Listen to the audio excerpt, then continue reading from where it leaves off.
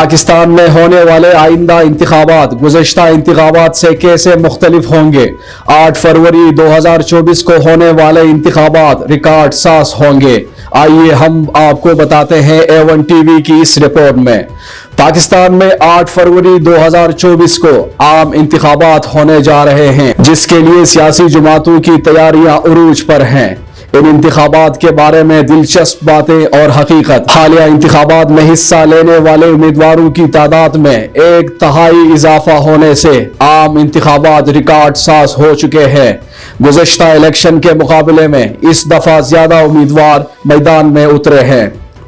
جمہوریت کے حوالے سے غیر سرکاری تنظیم پیل ڈاٹ پاکستان کے مطابق 2018 میں قومی اسمبلی کی جنرل نشستوں پر 5651 امیدواروں نے اپنے کاغذاتی نامزدگی جمع کروائے تھے، جبکہ حالیہ انتخابات کے لیے 7713 امیدواروں نے کاغذاتی نامزدگی جمع کروائے ہیں۔ اس حوالے سے 2018 میں فی نشست امیدواروں کی اوسط 22 بنتی ہے، جبکہ اس وقت یہ اوسط 30 تک جا پہنچی ہے۔ اس طرح امیدواروں کی تعداد میں 36% یا 1/3 سے زیادہ اضافہ دیکھنے میں آیا ہے۔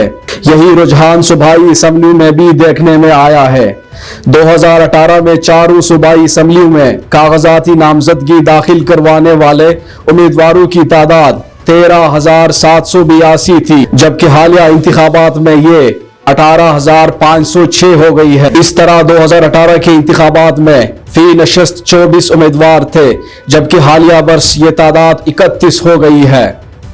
اس طرح صوبائی اسمبلیوں کے امیدواروں میں 29% اضافہ ہوا ہے۔ یہ رجحان قومی اسمبلی میں خواتین کی مخصوص نشستوں میں بھی دیکھا گیا ہے، جہاں کاغذاتی نامزدگی جمع کروانے والی خواتین میں 14% اضافہ ہوا ہے، لیکن یہ رجحان صوبائی اسمبلیوں میں نظر نہیں آیا۔